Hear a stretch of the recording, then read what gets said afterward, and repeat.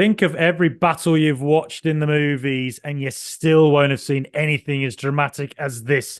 The spicy question, the question that leads me to wonder, can the friendship between George and me survive?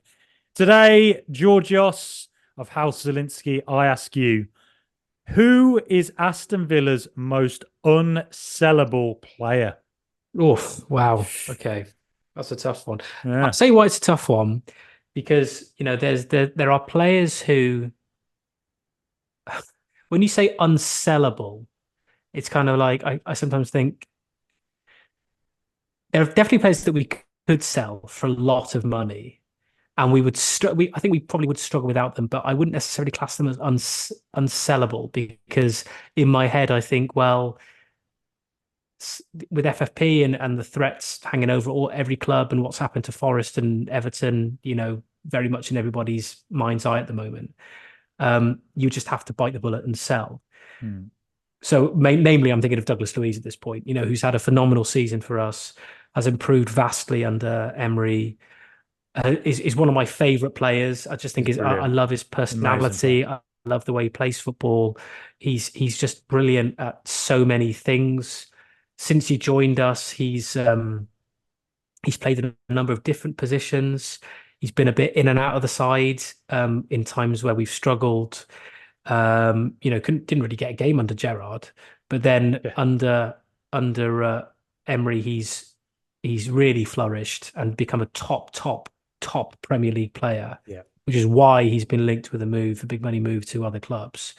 However, I think like the player I would be loath to sell in that context would be John McGinn, would be the player Okay. I would least like to see him go. And I'll tell you why, for a number of reasons. I Go on, think tell me why. You tell me why, Joey. I will tell you I'll why. I tell will you tell why, mate. I'll tell you. I will tell you why. I think he is so much more than just a very good player. I mean, he is a very good player, and he is one of the first names on the team sheet.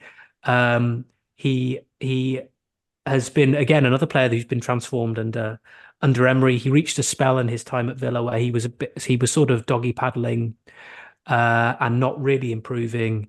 And there was a time where I thought he was going to go, but he's really just managed to find his form again and recover and become just an absolutely integral part of the Villa, of the fabric of Villa. His personality, the fact that he's just, he's clearly he is such a relatable player. I think Mm. as a fan, you always want to look at players you can relate to and see a bit of yourself in, I Yeah. suppose. And I think McGinn is the fans' player.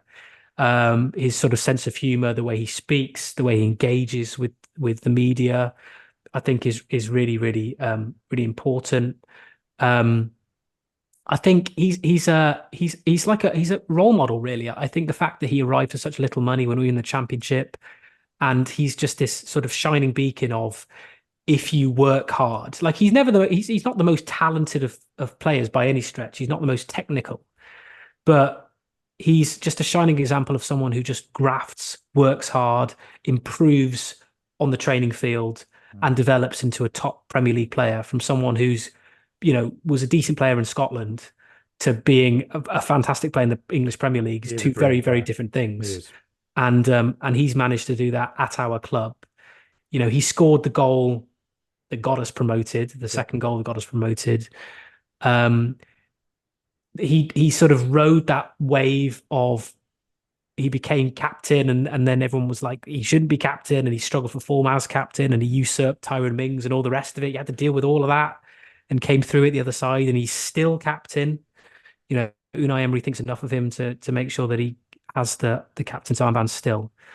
Um, and I just love the way he talks. I just love the way he says, this we're not stopping now. We're constantly improving, we're constantly evolving, we're constantly learning under Emery, and we want to get better and better and better. And I think if he said a year ago that Villa were going to be competing in for Champions League football, I think we all have laughed. But no one's laughing now, Frankie. And Who's laughing? yeah, Who? Where I are think you? exactly. And he encompasses all of that, I think.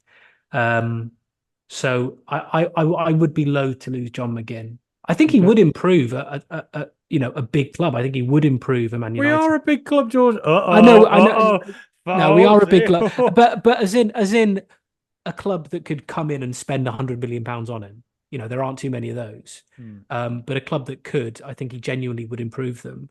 Um, so yeah, I think he would be the one I'd be loath to lose. Okay. He'd be my unsellable player, Frankie. Okay. Yeah, he's symbolic of this whole era, really, isn't he? Him and I'd say Mings as well, probably. Yeah.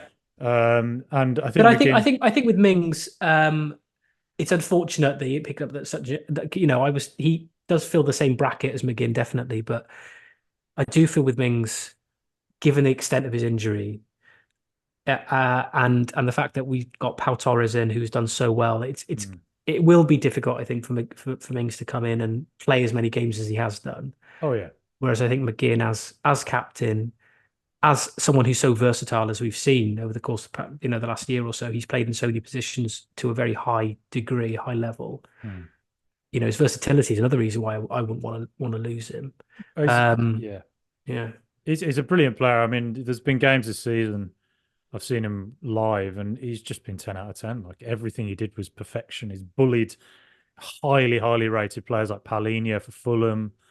He's a very underrated player, I think, McGinn, generally across the board. And as I've said before, I think if Man United were managed by Alex Ferguson, I think he'd be the exact type of profile of player he'd like at his club because he's somebody who has much more quality than people realise and will never ever stop working and actually has a great character as well. So all the elements, everything you'd ever want in a player, I think, if you're a coach, he probably has in spades. But for me, unsellable, the player I would be most loath to lose, Emiliano Martinez. I just think replacing him would be hellishly difficult because we spent years, didn't we, with rubbish keepers by and large, or pretty average keepers, or the odd kind of good keeper, but we had a lot of dross in there as well. And Martinez is just the best going. Amazing. He saves us so many points a season with his incredible saves. You know, how many keepers in world football say make that double save against Everton? Calvert-Lewin one-on-one, and then about 20 seconds later, that diving save down to his left from James Garner. It was absolutely unbelievable. And every game, you just you're just used to it. You just think like he gets the ball, he's very calm and measured on the ball. His distribution's much better than he seems to get credit for. He's very confident with it, and he's learnt it very quickly because it's only quite a recent innovation in the last few years. He's had to start doing it to the degree he does it, passing it out from the back. That is playing a sweeper keeper, and then his sort of talismanic winning mentality. That's the sort of player we've just not had at Villa for so long. And as I say, his shot stopping and his saves are just extraordinary. Every game he makes an incredible save, and you forget it. Sometimes it doesn't even Mm. make the highlights. You're like, that's one of the best saves I've ever seen, and it's just not even remembered. He's just next level, next level. And if Barcelona have money and were competently run anymore, I'm sure they'd go for him. I'm sure they would. You know, we're just fortunate that PSG have Donnarumma, Real Madrid have Courtois.